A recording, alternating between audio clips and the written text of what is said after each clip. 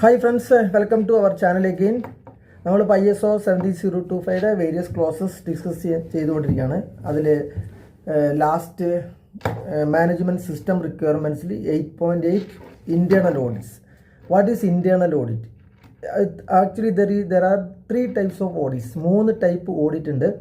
First party audit, second party audit and third party audit. First party audit എന്ന് പറഞ്ഞാൽ നമ്മൾ തന്നെ, അതായത് CAB നമ്മുടെ ലാബ് തന്നെ അല്ലെങ്കിൽ നമ്മുടെ ഓർഗനൈസേഷൻ തന്നെ നമ്മളെ ഓഡിറ്റ് ചെയ്യുന്നതാണ് ഫസ്റ്റ് പാർട്ടി ഓഡിറ്റ് എന്ന് പറയുന്നത്. സെക്കൻഡ് പാർട്ടി ഓഡിറ്റ് എന്ന് പറഞ്ഞാൽ നമ്മുടെ കസ്റ്റമർ നമ്മളെ ഓഡിറ്റ് ചെയ്യുന്ന, അതാണ് സെക്കൻഡ് പാർട്ടി ഓഡിറ്റ് അല്ലെങ്കിൽ കസ്റ്റമർ ഓഡിറ്റ്സ്.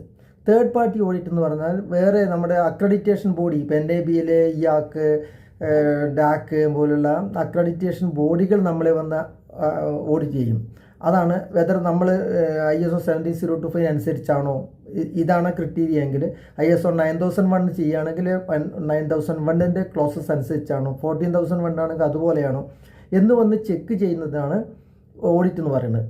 ഓക്കെ, അപ്പോൾ തേർഡ് പാർട്ടി ഓഡിറ്റ് എന്ന് പറഞ്ഞാൽ ഈ അക്രഡിറ്റേഷൻ ബോഡി വന്ന് ഓഡിറ്റ് ചെയ്യുന്നു. ഫസ്റ്റ് പാർട്ടി ഓഡിറ്റ് എന്ന് പറഞ്ഞാൽ നമ്മൾ തന്നെ നമ്മെ ഓഡിറ്റ് ചെയ്യുന്നു. സെക്കൻഡ് പാർട്ടി ഓഡിറ്റ് എന്ന് പറഞ്ഞാൽ നമ്മുടെ കസ്റ്റമർ നമ്മളെ ഓഡിറ്റ് ചെയ്യുന്നു. ഓക്കെ, ഇത് ഈ ഇൻറ്റേർണൽ ഓഡിറ്റാണ്. ഇൻറ്റേർണൽ ഓഡിറ്റ് പറഞ്ഞാൽ ഫസ്റ്റ് പാർട്ടി ഓഡിറ്റ്. നമ്മളിൽ തന്നെ നമ്മുടെ ഒരു മാനേജറെ ഓഡിറ്ററായിട്ട് അപ്പോയിൻറ്റ് ചെയ്യും. അയാൾ അദ്ദേഹത്തിന് ആ ട്രെയിനിങ് കിട്ടണം. ഒരു 4 days ട്രെയിനിങ് ഒക്കെ ഉണ്ടായി, ഇൻറ്റേർണൽ ഓഡിറ്റ് ട്രെയിനിങ്. ആ ഓഡിറ്റ് ട്രെയിനിങ് കഴിഞ്ഞവർക്ക് മാത്രമേ ഓഡിറ്റിംഗ് ചെയ്താൽ ആ ഓഡിറ്റ് റിപ്പോർട്ടിന് വാല്യൂ ഉണ്ടാവുള്ളൂ. ഓക്കെ, അപ്പോൾ 8.8.1 the laboratory shall conduct internal audits at planned intervals to provide information on whether the management system. നമ്മൾ എന്തിനാണ് ഓഡിറ്റ് ചെയ്യുന്നത്? പിന്നെ ഓഡിറ്റ് ചെയ്യുന്നത് പ്ലാൻഡ് ഇൻ്റർവെൽ എന്നാണ് പറഞ്ഞിരിക്കുന്നത്. പ്ലാൻഡ് ഇൻ്റർവെൽ എന്ന് പറയുമ്പോൾ ഒരു ഓഡിറ്റ് പ്ലാൻ വേണം, ഒരു ഷെഡ്യൂൾ വേണം. എപ്പോഴാണ് ഓഡിറ്റ്, എത്ര 6 monthly അല്ലെങ്കിൽ ഇയർലി എങ്ങനെയാണെന്നുള്ളതിനൊരു പ്ലാൻ വേണം. പിന്നെ അതെന്തിനാണ് നമ്മൾ ഓഡിറ്റ് ചെയ്യുന്നത്? Confirm to the laboratories on requirements for its management system including the laboratories activities the requirement of this document. ഈ 2 കാര്യത്തിന് നമ്മുടെ മാനേജ്മെൻറ്റ് സിസ്റ്റം ഉണ്ടാക്കിയിരിക്കുന്നത് എന്തിനു വേണ്ടിയിട്ടാണ്? അത് ഈ ദിസ് ഡോക്യുമെൻറ്റ് ISO 17025 കൺഫേം ആയിരിക്കണം. അതിനനുസരിച്ച് അതിൽ പറഞ്ഞ കാര്യങ്ങളൊക്കെ അതിലുണ്ടായിരിക്കണം. അതുപോലെ നമ്മുടെ റിക്വയർമെൻറ്റ്സും, നമ്മുടെ റിക്വയർമെൻറ്റ് പറഞ്ഞാൽ ഓഫ് കോഴ്സ് നമ്മുടെ കസ്റ്റമർ റിക്വയർമെൻറ്റാണ്. അപ്പോൾ അതിനെല്ലാം അനുസരിച്ചാണോ ഈ നമ്മുടെ മാനേജ്മെൻറ്റ് സിസ്റ്റം ഉണ്ടാക്കി വെച്ചിരിക്കുന്നത് എന്ന് ചെക്ക് ചെയ്യാനും. Is effectively implemented and maintained. അങ്ങനെ ചുമ്മാ ഉണ്ടാക്കി വെച്ചാൽ പോരാ, അത് കറക്റ്റായിട്ട് ഇംപ്ലിമെൻറ്റ് ചെയ്തിട്ടുണ്ടോ, അതായത് ആ എഴുതി വെച്ചതുപോലെ തന്നെയാണോ അവിടെയുള്ള ആക്ടിവിറ്റീസ്, ആൾക്കാർ ആ പ്രൊസീജിയർ പ്രകാരം തന്നെയാണോ അവിടെ ചെയ്യുന്നത്, കാലിബ്രേഷനോ ടെസ്റ്റിങ്ങോ ഒക്കെ, അതുകൂടി ചെക്ക് ചെയ്യണം. അപ്പോൾ അത് പ്രൊസീജിയർ ഉണ്ടാക്കി വെച്ചിട്ടുണ്ടോ അല്ലെങ്കിൽ മാനേജ്മെൻറ്റ് സിസ്റ്റം ഉണ്ടാക്കി വെച്ചിട്ടുണ്ടോ ആസ് പെർ ദ റിക്വയർമെൻറ്റ് എന്ന് നോക്കാനും, ആ ഉണ്ടാക്കി വെച്ചതുപോലെ നമ്മൾ അവിടെ അത് ചെയ്യുന്നുണ്ടോ, ആ വർക്ക് അതുപോലെ തന്നെയാണോ, നമ്മൾ മാനേജ്മെൻറ്റ് സിസ്റ്റം പ്രകാരം തന്നെയാണോ ചെയ്യുന്നത് എന്ന് രണ്ടും നോക്കാൻ വേണ്ടിയിട്ടാണ് ഇൻറ്റേർണൽ ഓഡിറ്റ് നടത്തുന്നത്. Okay, 8.8.2 the laboratory shall plan, establish, implement and maintain an audit programme including the frequency, method, responsibilities, planning, requirements and reporting, which shall take into consideration the importance of the laboratory activities concerned, changes affecting the laboratory and the results of previous audits. അത് internal ഓഡിറ്റിന് നമുക്കൊരു procedure വേണം. ആ പ്രൊസീജിയറിൽ clear ആയിട്ട് അതിൻ്റെ plan, അത് implement ചെയ്യുന്നത്, അതിൻ്റെ audit criteria പോലുള്ള കാര്യങ്ങൾ, ഫ്രീക്വൻസി, മെത്തേഡ്, റെസ്പോൺസിബിലിറ്റി, അത് ആരാണ് ഓഡിറ്റ് നടത്തുക, അതായത് ഏത് സിസ്റ്റം, മൊബൈൽ കാലിബ്രേഷൻ വാൻ ആണെങ്കിൽ ആര് ചെയ്യും, പെർമനൻറ്റ് വാൻ ആര് ചെയ്യും, എത്ര പേര് ഓഡിറ്റ് ടീമിൽ എത്ര പേരുണ്ടാവും, who is the lead auditor അല്ലെങ്കിൽ ടീം ലീഡർ, ഇങ്ങനെയുള്ള കാര്യങ്ങളെല്ലാം നമ്മൾ അതിൽ തന്നെ പ്ലാൻ ചെയ്തിരിക്കണം. ഓക്കെ, അതിന് നമ്മുടെ ആ പ്രൊസീജിയർ ക്ലിയർ ആയിട്ട് ഉണ്ടായിരിക്കണം. പിന്നെ define the audit criteria and scope of each audit. Audit criteria, അപ്പോൾ ഓഡിറ്റ് ക്രിറ്റീരിയ പറഞ്ഞാൽ നമ്മുടെ ഈ 17025 ISO 17025 നമ്മുടെ ക്വാളിറ്റി മാനുവലും ആണ് ഓഡിറ്റ് ക്രിറ്റീരിയ. ആക്ച്വലി നമ്മുടെ ഒരു ഇൻറ്റേർണൽ ഓഡിറ്റ് ഈ കാലിബ്രേഷൻ ലാബ് ഓഡിറ്റ് ചെയ്യുന്ന സമയത്ത്. ഓക്കെ, 9001 QMS ഓഡിറ്റ് ചെയ്യുകയാണെങ്കിൽ ഓഡിറ്റ് ക്രിറ്റീരിയ QMS തന്നെ ആയിരിക്കും, അതായത് 9001 ആയിരിക്കും. അതാണ് ഓഡിറ്റ് ക്രിറ്റീരിയ. സ്കോപ്പ് ഏതാണ് നമ്മുടെ സ്കോപ്പ്, പെർമനൻറ്റ് ലാബിൽ അല്ലെങ്കിൽ മൊബൈൽ വാനിൽ എത്ര പേര്, ഏതൊക്കെ പാരാമീറ്റർ, അതാണ് ആ സ്കോപ്പ് കൊണ്ട് ഉദ്ദേശിക്കുന്നത്. Ensure that the results of the audits are reported to relevant management. ഈ റിസൾട്ട് നമ്മൾ ഓഡിറ്റ് ചെയ്ത ഓഡിറ്റ് റിപ്പോർട്ട് ഉണ്ടാവും, കുറേ NCകളൊക്കെ ഉണ്ടാവും. അപ്പോൾ ഇത് ആരൊക്കെയാണ് കൊടുക്കേണ്ടത്? Relevant management, who is in the top, അവർക്കാണ് നമ്മൾ ഈ ഓഡിറ്റ് റിപ്പോർട്ട് സമർപ്പിക്കേണ്ടത്. Implement appropriate correction and corrective action without undue delay. അപ്പോൾ ഓഡിറ്റ് വന്നു കഴിഞ്ഞാൽ ഓഫ് കോഴ്സ് നിങ്ങൾക്കറിയാം കുറേ NC ഉണ്ടാവും, നോൺ കൺഫോമിറ്റീസ് ഉണ്ടാവും. അപ്പോൾ ഇത് കൂടുതൽ സമയം എടുക്കാതെ പെട്ടെന്ന് തന്നെ അതിൻ്റെ റൂട്ട് കോസ് അനാലിസിസ് കണ്ടെത്തിയിട്ട് അതിന് വേണ്ട കറക്ഷൻ നടത്തുക. കറക്ഷൻ എന്ന് പറഞ്ഞാൽ ഇമ്മീഡിയറ്റ്ലി ചെയ്യുന്ന ആ ഒരു റെമഡിയാണ് ഈ കറക്ഷൻ എന്ന് പറയുന്നത്. കറക്റ്റീവ് ആക്ഷൻ എന്ന് പറഞ്ഞാൽ അത് ഇനി ആവർത്തിക്കരുത്. അപ്പോൾ ഈ non conformity should not recur or occur elsewhere, അങ്ങനെയൊക്കെ നമ്മൾ നേരത്തെ നോൺ കൺഫോമിറ്റിയിൽ പറഞ്ഞു. അപ്പോൾ അത് ഒരിക്കലും ഇനി ആവർത്തിക്കാതിരിക്കാൻ എടുക്കുന്ന ആക്ഷനാണ് ഈ കറക്റ്റീവ് ആക്ഷൻ. ഓക്കെ, കറക്ഷൻ എന്ന് പറഞ്ഞാൽ ഇമ്മീഡിയറ്റ്ലി. ഇപ്പോൾ റിപ്പോർട്ടിൽ അഡ്രസ്സ് തെറ്റിപ്പോയി എന്നൊക്കെ പറഞ്ഞ ഒരു നോൺ കൺഫോമിറ്റി സംഭവിച്ചാൽ ഒരു ഡ്യൂപ്ലിക്കേറ്റ് കറക്റ്റഡ് ആയിട്ടുള്ള ഒരു റിപ്പോർട്ട് കൊടുക്കുക, ഒരു അമെൻഡഡ് റിപ്പോർട്ട് കൊടുക്കുക എന്നുള്ളത് കറക്ഷനാണ്, ഇമ്മീഡിയറ്റ് കറക്ഷൻ. കറക്റ്റീവ് ആക്ഷൻ എന്ന് പറഞ്ഞാൽ അത് ഇനി മുതൽ ഇങ്ങനെ സംഭവിക്കരുത്. ഇടയ്ക്കിടയ്ക്ക് ഇങ്ങനെ തെറ്റ് വരികയാണെങ്കിൽ ആ ഒരു ടൈപ്പ് ചെയ്യുന്ന ആരാണോ ഡാറ്റ എൻട്രി ഓപ്പറേറ്റർ അവർക്ക് ട്രെയിനിങ് കൊടുക്കണം, അല്ലെങ്കിൽ വേറെ ഏതെങ്കിലും സോഫ്റ്റ്വെയർ യൂസ് ചെയ്യണം. കാരണം റിപ്പോർട്ടിൽ ഇങ്ങനെ ഇടയ്ക്കിടയ്ക്ക് ഇങ്ങനെ തെറ്റുകൾ ഉണ്ടാവരുത്. അതിനു വേണ്ടി നിങ്ങൾ ക്വാളിറ്റി മാനേജ്മെൻറ്റ് സിസ്റ്റത്തിൽ എന്തൊക്കെ മാറ്റം വരുത്തുന്നു, അതാണ് കറക്റ്റീവ് ആക്ഷൻ. വേറൊരു കാലിബ്രേഷൻ പ്രൊസീജിയറോ അല്ലെങ്കിൽ കാലിബ്രേഷൻ ഇപ്പോൾ തെറ്റായ റിസൾട്ട് വരുന്നുവെങ്കിൽ ആ പ്രൊസീജിയർ നമ്മൾ അമെൻഡ് ചെയ്യുന്നു, അല്ലെങ്കിൽ ചെക്ക് ചെയ്തിട്ട് അല്ലെങ്കിൽ ആ എക്യുപ്മെൻറ്റ് നമ്മൾ മാറ്റുന്നു, അല്ലെങ്കിൽ ആ പേഴ്സൺ ചെയ്യുന്ന ഓപ്പറേറ്റർക്ക് അല്ലെങ്കിൽ ആ ഒരു ടെക്നീഷ്യനോ അല്ലെങ്കിൽ കെമിസ്റ്റിനോ നമ്മൾ അഡീഷണൽ ട്രെയിനിങ് കൊടുക്കുന്നു. അത് ഇങ്ങനെ ചെയ്യുന്നതെല്ലാം corrective action. Okay, so that it should not repeat again. Okay, retain records as evidence of the implementation of the audit program and the audit results. retain records. അപ്പോൾ ഈ റെക്കോർഡുകൾ നമ്മൾ ഓഡിറ്റ് നടത്തി കഴിഞ്ഞാൽ എന്തൊക്കെ ഉണ്ടാവുന്നത്? കുറേ ഒരു ഓഡിറ്റ് റിപ്പോർട്ട് ഉണ്ടാവും, ഓഡിറ്റ് ചെക്ക് ലിസ്റ്റ് അനുസരിച്ചിട്ട് നമ്മൾ ചെയ്തിട്ടുണ്ടാവും, പിന്നെ അതിൻ്റെ ഓഡിറ്റിൻ്റെ ഡിസ്ക്രിപ്ഷൻ ഓഫ് ഓഡിറ്റ് ഉണ്ടാവും, റൂട്ട് കോസ് അനാലിസിസ് നടത്തിയിട്ടുണ്ടാവും, കറക്റ്റീവ് ആക്ഷൻ ഉണ്ടാവും, പിന്നെ ഇതിൻ്റെ ആരാണ് റെസ്പോൺസിബിൾ പേഴ്സൺ, ഇത്തരം കാര്യങ്ങളെല്ലാം നമ്മൾ ചെയ്തിട്ടുണ്ടാവും. അവിടെ പേപ്പർ ഉണ്ടാവും അതിൻ്റെ. ആ റെക്കോർഡുകളെല്ലാം നിങ്ങൾ ഫയലിൽ സൂക്ഷിക്കണം. അതായത് ഒരു ബോക്സ് ഫയൽ വേണം, ഇൻറ്റേർണൽ ഓഡിറ്റ് എന്ന് പറഞ്ഞിട്ട്. അതിനുള്ളിൽ ഈ കാര്യങ്ങൾ ഓഡിറ്റ് റിപ്പോർട്ടും NC സ്റ്റേറ്റ്മെൻറ്റും റൂട്ട് കോസ് അനാലിസിസും കറക്റ്റീവ് ആക്ഷനും അതെല്ലാം അതിലുണ്ടായിരിക്കണം. അതിൽ റെലവൻറ്റ് ആൾക്കാർ, റെസ്പോൺസിബിൾ ആൾക്കാർ സൈൻ ചെയ്തിട്ടുണ്ടായിരിക്കണം. NC ക്ലോസ് ചെയ്ത് കഴിഞ്ഞാൽ ആ NC ക്ലോസ് ചെയ്തതിൻ്റെ NC ക്ലോസ് എന്ന് എഴുതിയിട്ട് ഓഡിറ്റർ അടിയിൽ സൈൻ ചെയ്തിട്ടുണ്ടാവും. അപ്പോൾ ഇതെല്ലാം കാര്യങ്ങളെല്ലാം ഈ റെക്കോർഡുകളെല്ലാം നമ്മൾ റീറ്റെയിൻ ചെയ്യണം, എല്ലാം നമ്മുടെ ഫയലിലുണ്ടായിരിക്കണം. പിന്നെ ISO 19011 എന്ന് പറഞ്ഞിട്ട് ഒരു ISO സ്റ്റാൻഡേർഡ് ഉണ്ട്. അത് ഈ ഓഡിറ്റിനെ കുറിച്ച് പറയുന്ന, അതിലെല്ലാ ഓഡിറ്റും പറയുന്നുണ്ട്. First party, second party, third party ഓഡിറ്റുകളെല്ലാം അതിൽ പറയുന്നുണ്ട്. അത് നിങ്ങൾക്ക് ഫർദർ റെഫറൻസിന് വേണ്ടിയിട്ടുള്ളതാണ്. പിന്നെ നിങ്ങളെല്ലാം ഒരു ഇൻറ്റേർണൽ ഓഡിറ്റഡ് ട്രെയിനിങ്ങും പിന്നീട് ചെയ്യണം. Okay, 8.9 management review. Management review പറഞ്ഞാൽ ഇൻറ്റേർണൽ ഓഡിറ്റ് അല്ല, ഇൻറ്റേർണൽ ഓഡിറ്റ് കഴിഞ്ഞിട്ടാണ് മിക്കവാറും അത് ചെയ്യേണ്ടത്. അത് നമ്മുടെ ടോപ്പ് മാനേജ്മെൻറ്റ്, നമ്മുടെ CEO, MD അല്ലെങ്കിൽ purchase manager, quality manager, technical manager, marketing manager, ഇങ്ങനെ ടോപ്പ് ലെവലുള്ള managers at least once in a year ഒരു ഡെസ്കിന് ഒരു ടേബിളിന് ചുറ്റും ഇരുന്നിട്ട് ചില കാര്യങ്ങളെക്കുറിച്ച് നമുക്ക് ഡിസ്കസ് ചെയ്യണം, നമ്മുടെ ലാബിനെ കുറിച്ച്. അത് മസ്റ്റാണ്. നമ്മൾ എന്നിട്ട് അതിൻ്റെ പേപ്പേഴ്സ്, അതിൻ്റെ അജണ്ട പോയിൻറ്റ്സ്, അതിൻ്റെ മിനിറ്റ്സ് ഓഫ് മീറ്റിംഗ് എല്ലാം ഫയലിൽ സൂക്ഷിക്കും വേണം. അതാണ് 8.9 പറയുന്നത്. 8.9.1 The laboratory management shall review its management system at planned interval. ഇവിടെയും പ്ലാൻഡ് ഇൻ്റർവെൽ എന്ന് പറഞ്ഞിട്ടുണ്ട്. അതായത് അപ്പോൾ അതിനൊരു പ്ലാൻ വേണം. 6 മന്ത്ലി ആണോ 1 ഇയർ ആണോ എന്ന് നമ്മൾ തീരുമാനിക്കണം. In order to ensure its continuing suitability, adequacy and effectiveness, including the stated policies and objectives related to the fulfillment of this document. അതായത് നമ്മുടെ റിക്വയർമെൻറ്റിനും ദിസ് ഡോക്യുമെൻറ്റ് 70.025 റിക്വയർമെൻറ്റിന് അനുസരിച്ചിട്ടുള്ള കാര്യങ്ങളാണോ അവിടെ നടന്നുകൊണ്ടിരിക്കുന്നത്, എന്തെങ്കിലുമൊക്കെ മാറ്റം വരുത്താനുണ്ടോ എന്നൊക്കെ തീരുമാനിക്കാനും ഡിസ്കസ് ചെയ്യാനും വേണ്ടിയിട്ടാണ് നമുക്ക് ഈ ഒരു മാനേജ്മെൻറ്റ് റിവ്യൂ മീറ്റിങ്ങിൻ്റെ ആവശ്യം. MRM എന്ന് പറയും അതിന്.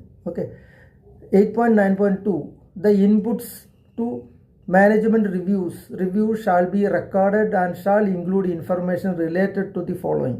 അതായത് നമ്മുടെ ഈ മാനേജ്മെൻറ്റ് റിവ്യൂ മീറ്റിങ്ങിൽ നമുക്ക് ഏത് അജണ്ട പോയിൻറ്റ്സും വയ്ക്കാം, ഏത് ഇൻപുട്ട് പോയിൻറ്റ്സും വയ്ക്കാം. പക്ഷേ സ്റ്റാൻഡേർഡ് കുറേ പോയിൻറ്റ്സുകൾ പറയുന്നുണ്ട്. ഈ പോയിൻറ്റ്സിനെ കുറിച്ച് നമ്മൾ എന്തായാലും ഡിസ്കസ് ചെയ്യണം. ആ ഡിസ്കസ് ചെയ്തിട്ട് അതിന് നമ്മൾ എന്തൊക്കെ ഡിസിഷൻ എടുത്ത്, ഏതെല്ലാം മാനേജർ എന്തൊക്കെ പറഞ്ഞു, ഫൈനൽ ഡിസിഷൻ എന്തായിരുന്നു എന്നുള്ള കാര്യങ്ങളെല്ലാം നമ്മൾ റെക്കോർഡ് ചെയ്ത് വെക്കണം. അപ്പോൾ ഏതൊക്കെയാണ് agenda points? Changes in internal and external issues that are relevant to the laboratory. അതായത് ഏതെങ്കിലും ഇൻറ്റേർണൽ ഇഷ്യൂസ് എക്സ്റ്റേണൽ ഇഷ്യൂസ് ഉണ്ടെങ്കിൽ അത് നമ്മുടെ ബിസിനസ്സിനെ ബാധിക്കുന്നതാണെങ്കിൽ അപ്പോൾ അതിനെക്കുറിച്ച് നമ്മൾ ഡിസ്കസ് ചെയ്യണം.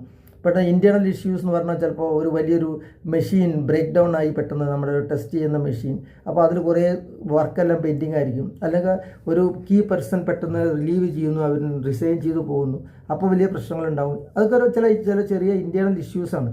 അപ്പോൾ ഇതിനെക്കുറിച്ച് നമുക്ക് ഡിസ്കസ് ചെയ്യേണ്ടി വരും. ടോപ്പ് മാനേജ്മെൻറ്റ് ഡിസ്കസ് ചെയ്യേണ്ട കാര്യങ്ങളായിരിക്കും. കാരണം ഒരു ബഡ്ജറ്ററി അലോക്കേഷനൊക്കെ ആവശ്യമുണ്ടാവും, ഫണ്ടൊക്കെ വേണ്ടി വരും.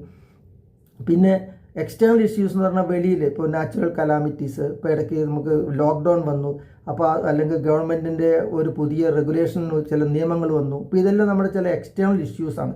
അപ്പോൾ ആ ഇഷ്യൂസ് അങ്ങനെ വല്ലതും പുതിയതായിട്ടുണ്ടെങ്കിൽ അതിനെക്കുറിച്ച് ഡിസ്കസ് ചെയ്യണം. പിന്നെ ഫുൾഫിൽമെൻറ്റ് ഓഫ് ഒബ്ജക്റ്റീവ്സ്, നമ്മുടെ ഒബ്ജക്റ്റീവ്സ്, നമ്മുടെ ക്വാളിറ്റി ഒബ്ജക്റ്റീവ്സ്, നമ്മൾ continual improvement, customer satisfaction, more training എന്നൊക്കെ പറഞ്ഞ് പല ഒബ്ജക്റ്റീവ്സൊക്കെ വെച്ചിട്ടുണ്ടാവും. അതെല്ലാം നടക്കുന്നുണ്ടോ, എന്തെങ്കിലും തടസ്സമുണ്ടോ എന്നുള്ള കാര്യത്തിനെ കുറിച്ച് നമുക്ക് ഡിസ്കസ് ചെയ്യണം. പിന്നെ suitability of policies and procedure, നമ്മൾ കുറേ പോളിസിയും പ്രൊസീജിയറൊക്കെ ഉണ്ടാക്കി വെച്ചിട്ടുണ്ട്. നമുക്ക് ക്വാളിറ്റി മാനുവൽ ഉണ്ട്, QSPs ഉണ്ട്, കാലിബ്രേഷൻ പ്രൊസീജിയർ ഉണ്ട്, ടെസ്റ്റിംഗ് പ്രൊസീജിയർ ഉണ്ട്. അപ്പോൾ അതിൻ്റെയൊക്കെ സ്യൂട്ടബിലിറ്റി അതൊക്കെ ഓക്കെ ആണോ ഇപ്പോഴും? അത് ചിലപ്പോൾ ഓരോ കാലത്തിനനുസരിച്ചുള്ള പല മാറ്റങ്ങൾ നമുക്ക് വരുത്തേണ്ടതായിട്ട് വരും ഡോക്യുമെൻറ്റ്സിൽ. അപ്പോൾ അതിനെക്കുറിച്ച് ഡിസിഷൻ എടുക്കാനും പല മാനേജേഴ്സിൻ്റെ ഒപ്പീനിയനൊക്കെ അപ്പോൾ ആവശ്യം വരും. അപ്പോൾ അതിനെക്കുറിച്ച് ഡിസ്കസ് ചെയ്യണം.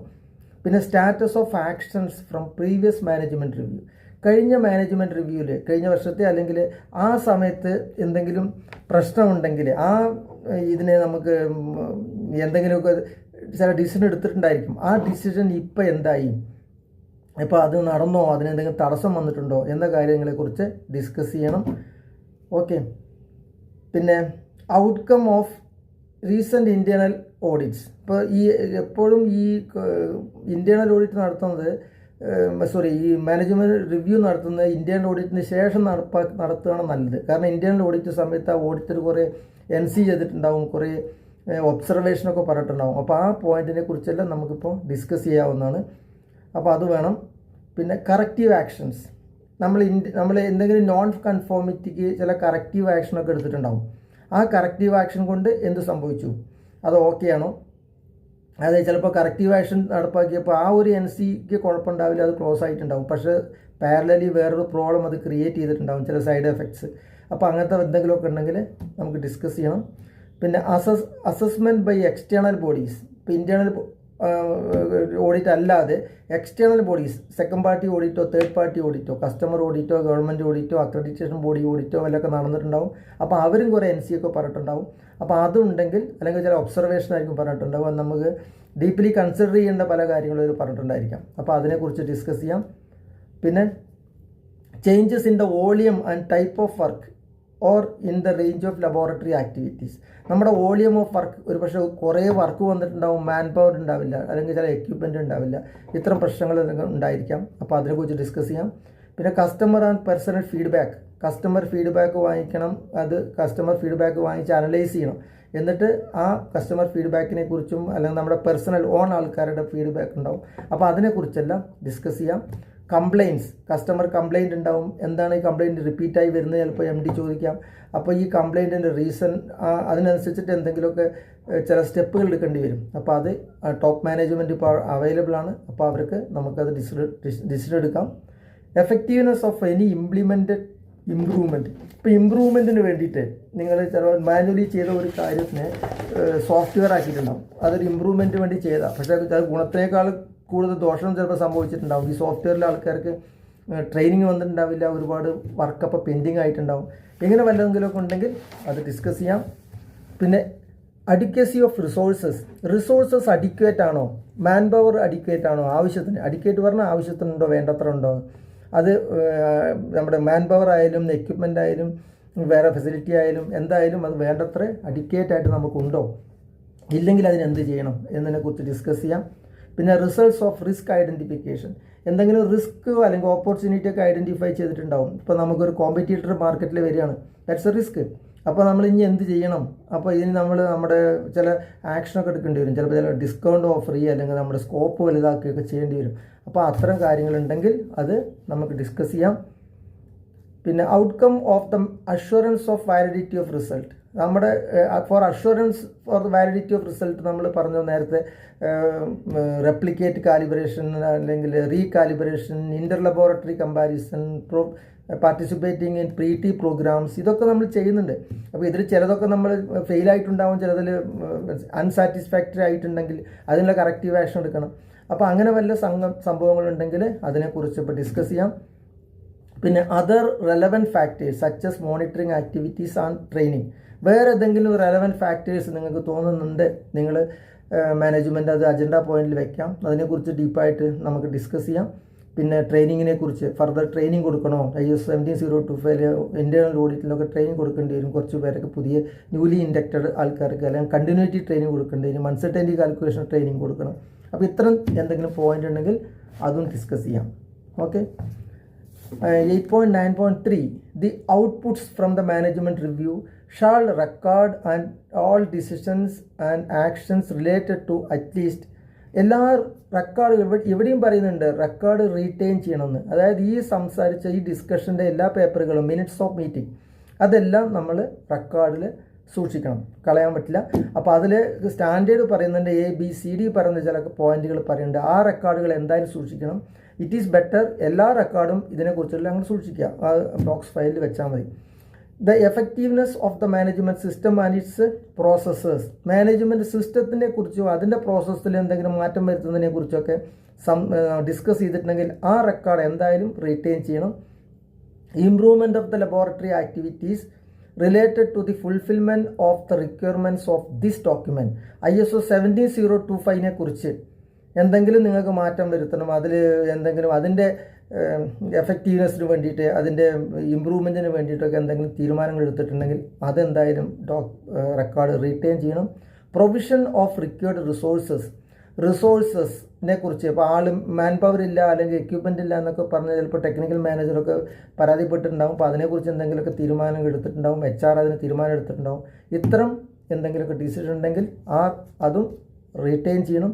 എനി നീഡ് ഫോർ ചേഞ്ച്, എന്തെങ്കിലും മാറ്റത്തിന് വേണ്ടി ചില കമ്പനികൾ എന്തെങ്കിലും അവരുടെ ലോഗോ ഒക്കെ ഒന്ന് മോഡിഫൈ ചെയ്യണമെന്നോ അല്ലെങ്കിൽ അതിൻ്റെ പേര് വേറെ എന്തെങ്കിലും കമ്പനി പ്രൈവറ്റ് ലിമിറ്റഡ് ആക്കണമെന്ന് തീരുമാനിച്ചിട്ടുണ്ടാകും, പ്രൊപ്പറേറ്റർഷിപ്പാണ്. അപ്പോൾ അങ്ങനെ എന്തെങ്കിലുമൊക്കെ ചേഞ്ചസിനെ കുറിച്ച് നമ്മൾ തീരുമാനങ്ങൾ എടുത്തിട്ടുണ്ടെങ്കിൽ ആ കാര്യങ്ങളും നമ്മൾ അതിൻ്റെ എല്ലാ ഡോക്യുമെൻറ്റ്സും നമ്മൾ റീറ്റെയിൻ ചെയ്യണം. ഓക്കെ. അപ്പോൾ ഇതാണ് നമ്മുടെ ISO 17025 എല്ലാ ക്ലോസസും, എല്ലാ 4 to 8 എല്ലാ ക്ലോസസും സബ് ക്ലോസസും ഞാൻ എക്സ്പ്ലെയിൻ ചെയ്തിട്ടുണ്ട് മലയാളത്തിൽ. അപ്പോൾ നിങ്ങളത് കണ്ടിട്ടില്ലെങ്കിൽ ഇതിന് പ്രീവിയസ് ഇതിൽ പോയിട്ട് അത് കാണുക, എന്നിട്ട് ഓരോന്നും നിങ്ങൾ മനസ്സിലാക്കുക. മലയാളികൾ സ്പെഷ്യലായിട്ട് മലയാളികളായിട്ടുള്ള technicians, engineers, microbiologist and chemist അവരെ മുന്നിൽ കണ്ടിട്ടാണ് ഞാനിത് ചെയ്തിരിക്കുന്നത്. നിങ്ങൾക്ക് എന്തെങ്കിലും ഡൗട്ടുകൾ ഉണ്ടെങ്കിൽ എന്നെ കോൺടാക്റ്റ് ചെയ്യാം. എൻ്റെ വാട്സപ്പ് നമ്പർ ഉണ്ടായിരിക്കും. അപ്പോൾ അത് കോൺടാക്ട് ചെയ്തിട്ട് ചെറിയ ഡൗട്ടുകളൊക്കെ എനിക്ക് ക്ലാരിഫൈ ചെയ്യാൻ പറ്റും. പിന്നെ നിങ്ങളുടെ ഏതെങ്കിലും ഫ്രണ്ട്സ് ഇതിൽ ഇത്ര സബ്ജക്റ്റിൽ ഇൻട്രസ്റ്റഡ് ആണ്, അവർ മിഡിൽ ഈസ്റ്റിലോ അല്ലെങ്കിൽ വേറെ എവിടെയെങ്കിലും കാലിബ്രേഷൻ ലാബിലേക്കോ ടെസ്റ്റിംഗ് ലാബിലേക്കോ അല്ലെങ്കിൽ QA/QC പോകാൻ ആഗ്രഹിക്കുന്നുണ്ടെങ്കിൽ 17025 ട്രെയിനിങ് ആവശ്യമുണ്ടെങ്കിൽ എന്നെ കോൺടാക്ട് ചെയ്യാൻ പറയാം. ഓക്കെ. ഓൺലൈൻ ട്രെയിനിങ് ഞങ്ങൾ ചെയ്യുന്നുണ്ട്. ഈ 17025 9001 അൺസർട്ടനിറ്റി എസ്റ്റിമേഷനും ഇതെല്ലാം ഞങ്ങൾ ഇൻറ്റേർണൽ ഓഡിറ്റും എല്ലാം ട്രെയിനിങ് നടത്തുന്നുണ്ട്. Okay. Thank you very much for watching our channel. Subscribe ചെയ്യുക, ഇത് ലൈക്ക് ചെയ്യുക, ഇത് ഷെയർ ചെയ്യുക. ഓക്കെ. Thank U.